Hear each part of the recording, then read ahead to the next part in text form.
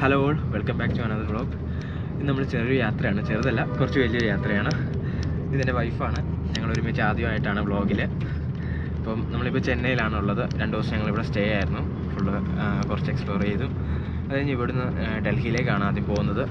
ഫ്ലൈറ്റിനാണ് പോകുന്നത്. രാവിലെ ഇപ്പോൾ നമ്മൾ എയർപോർട്ടിലോട്ട് പോയിക്കൊണ്ടിരിക്കുകയാണ്. ചെറിയ ബ്ലോക്കൊക്കെ കാര്യങ്ങളുണ്ടായിരുന്നു. ഇപ്പോൾ ഏകദേശം ഓക്കെ ആയി. സമയം 7:30 ആയി. നമുക്ക് 9:50 ഫ്ലൈറ്റ്. നമുക്ക് ഡൊമസ്റ്റിക് ആയതുകൊണ്ട് ഒരു 1 hour മുന്നേ അവിടെ എത്തിയാൽ മതി. ഇൻ്റർനാഷണൽ ഒക്കെ ആകുമ്പോഴാണ് 3 hours 2.5 hour മുന്നേ എത്തുന്നത്. ഇതിപ്പോൾ 1 hour, നമ്മളിപ്പോൾ 1.5 hour പോകുന്നത്. നമ്മൾ ക്യാബിലാണ് പോയിക്കൊണ്ടിരിക്കുകയാണ്. ചെന്നൈ മെട്രോ ഇവിടെ വർക്കൊക്കെ നടക്കുന്നതുകൊണ്ട് ബ്ലോക്കും കാര്യങ്ങളും റോഡൊക്കെ പണിയും നടന്നുകൊണ്ടിരിക്കുകയാണ്. ഇതാണ് ഗിണ്ടി എന്ന് പറഞ്ഞ സ്ഥലമാണ് കേട്ടോ. 15 മിനിറ്റ് ഉണ്ട് ഞങ്ങൾക്ക് ഇവിടുന്ന് എയർപോർട്ടിലേക്ക്.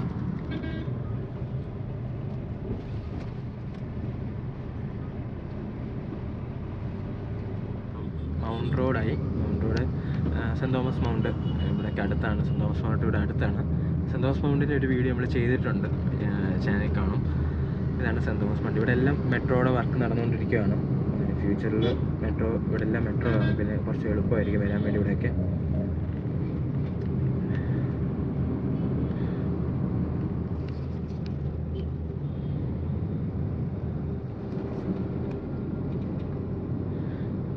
ഫസ്റ്റ് ഞാൻ ചെന്നൈ വന്ന സമയത്ത് ഒരു 8 years ബാക്ക് ഞാൻ വന്ന സമയത്ത് ബട്ടർഫ്ലൈ ഫ്ലൈ ഓവർ എന്ന് വെച്ചാൽ ആൾക്കാർ പറഞ്ഞിട്ട് എന്താണെന്ന് എനിക്ക് അറിയത്തില്ലായിരുന്നു. പിന്നെയാണ് എനിക്ക് മനസ്സിലായത് ഇതാണ് ദുബായിലൊക്കെ കാണുന്ന പോലെ തന്നെ ടോപ്പ് വ്യൂ എന്ന് പറഞ്ഞാൽ ഒരു ബട്ടർഫ്ലൈയുടെ ഷേപ്പ് ആയിരിക്കും കേട്ടത്.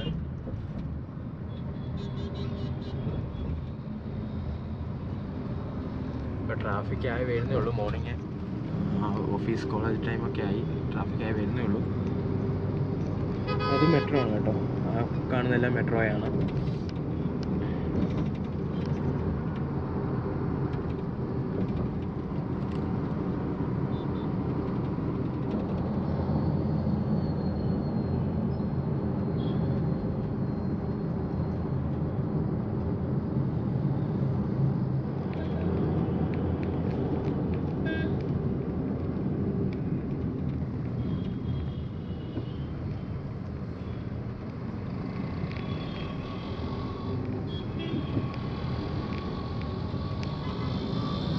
ഇന്ത്യൻ ആർമിയുടെ ഓഫീസേഴ്സ് ട്രെയിനിങ് ക്യാമ്പും കാര്യങ്ങളൊക്കെയാണ് കേട്ടോ കാണുന്നത്. ചെന്നൈയിലെ മെയിൻ സിറ്റികളിൽ തന്നെയാണ് മെയിനായിട്ടുള്ള യൂണിവേഴ്സിറ്റീസ് കാര്യങ്ങളെല്ലാം. നമ്മളങ്ങനെ എയർപോർട്ട് എത്തി. ആ കാണുന്നതാണ് കേട്ടോ എയർപോർട്ട്. നമുക്ക് ടെർമിനൽ 4 ആണ് നമുക്ക് പോകേണ്ടത്. ഞാൻ ടിക്കറ്റിൻ്റെ കാര്യം ഇങ്ങനെ ഫ്രണ്ട്സിനൊക്കെ സംസാരിച്ച സമയത്ത് അവർ പറഞ്ഞു ഇതേപോലെ നമുക്ക് എയർപോർട്ടിൻ്റെ അകത്താണെങ്കിൽ ഓട്ടോറിക്ഷ അലോ ചെയ്യത്തില്ല. അത് കാരണം ക്യാബ് ബുക്ക് ചെയ്യാൻ വേണ്ടി പറഞ്ഞു. എനിക്കതിനെപ്പറ്റി കറക്റ്റ് അറിയത്തില്ല. അതിൻ്റെ ലോജിക്ക് എന്താണെന്നും എനിക്ക് കറക്റ്റ് ഒരു ഐഡിയ ഇല്ല. പക്ഷേ എനിക്ക് തോന്നുന്നു അങ്ങനെയാണെന്ന് തോന്നുന്നു. ഇതിനകത്ത് ഓട്ടോറിക്ഷയൊന്നും കാര്യങ്ങളൊന്നും കാണുന്നില്ല. അതേപോലെ സെയിം സിറ്റുവേഷൻ തന്നെയായിരുന്നു. മാരിറ്റിൻ്റെ ഒരു ഹോട്ടലുണ്ടായിരുന്നു അവിടെ പോയപ്പോഴും ഉള്ളിലെ ഓട്ടോറിക്ഷ ഊബറിൻ്റെ ഓട്ടോ ഒന്നും അകത്ത് അലോഡ് ചെയ്യത്തില്ല. ജസ്റ്റ് ക്യാബാണെങ്കിൽ അലോ ചെയ്തോളും. നമ്മൾ ഇങ്ങനെയുള്ള സിറ്റീസിൽ മോസ്റ്റ്ലി നമ്മൾ ഊബർ അല്ലെങ്കിൽ ഓലയാണ് ഡിപ്പെൻഡ് ചെയ്യാറ്. ഊബർ ഓല അങ്ങനെയുള്ള ബുക്കിംഗ് ആപ്സൊക്കെ അതാണ് യൂസ് ചെയ്യാറ്. അതുകൊണ്ട് അങ്ങനെ ബുക്ക് ചെയ്യുന്ന സമയത്ത് നിങ്ങളിതൊന്ന് മൈൻഡ് ചെയ്യുക, ഈ കാര്യങ്ങളൊന്ന് നോക്കുക. നമ്മൾ ഓൾമോസ്റ്റ് എത്തി.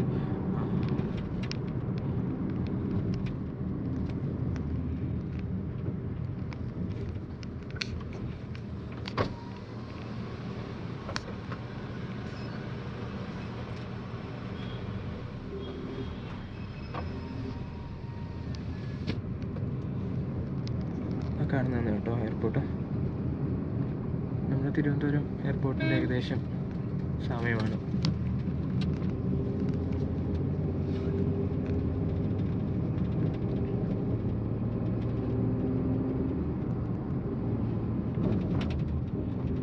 അകത്തൊന്നും ക്യാമറ വ്ലോഗിങ് കാര്യങ്ങളൊന്നും അലോ ചെയ്യത്തില്ല.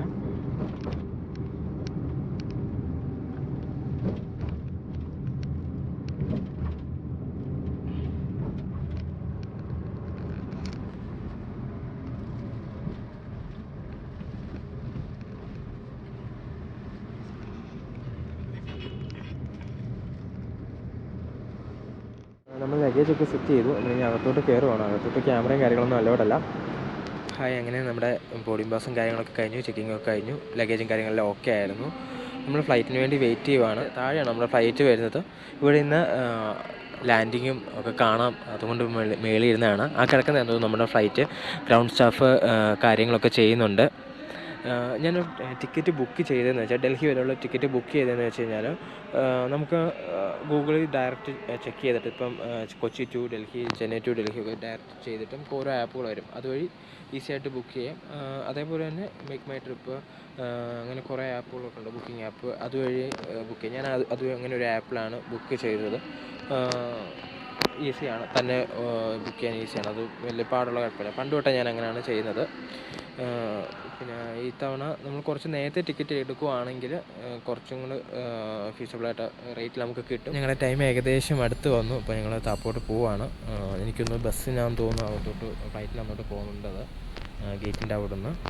അപ്പം ബാക്കി വീഡിയോസൊക്കെ ഫ്ലൈറ്റിനകത്ത് ചെന്നിട്ട് കാണാം.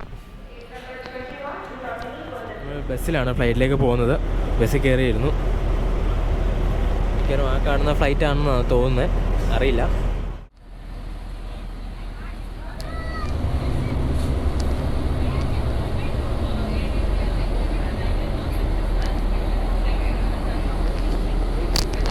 നമ്മൾ പറഞ്ഞ ഫ്ലൈറ്റ് തന്നെ ആയിരുന്നുണ്ട് കേട്ടോ. അത്രയും ദൂരം ഉള്ളായിരുന്നു. അത് എന്നാലും അവർ ബസ്സിലാണ് നമ്മൾ ഇവിടെ എത്തിച്ചത്.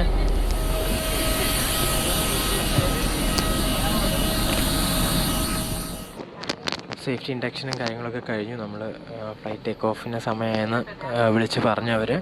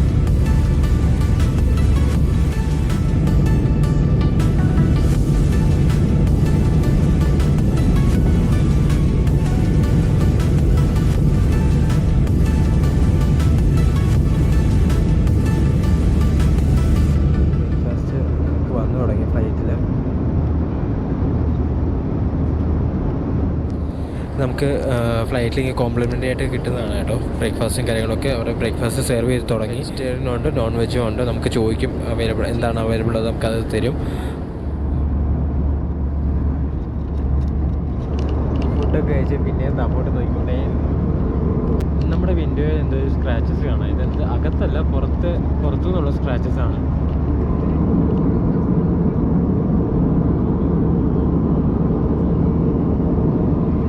ഇതെന്താണെന്ന് അറിയാവുന്നവർ ജസ്റ്റ് ഒന്ന് കമൻറ്റ് ചെയ്യണേ. ലാൻഡ് ചെയ്യാനുള്ള ടൈമായി. സീറ്റ് ബെൽറ്റ് ഇടാൻ വേണ്ടിയുള്ള അനൗൺസ്മെൻറ്റും ലാൻഡിങ്ങിൻ്റെ അനൗൺസ്മെൻറ്റും കാര്യങ്ങളൊക്കെ കഴിഞ്ഞു.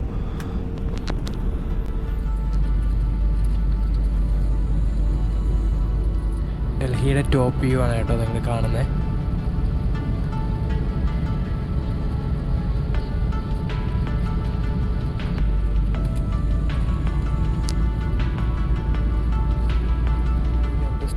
കാര്യങ്ങളൊക്കെ കാണാൻ കേട്ടോ.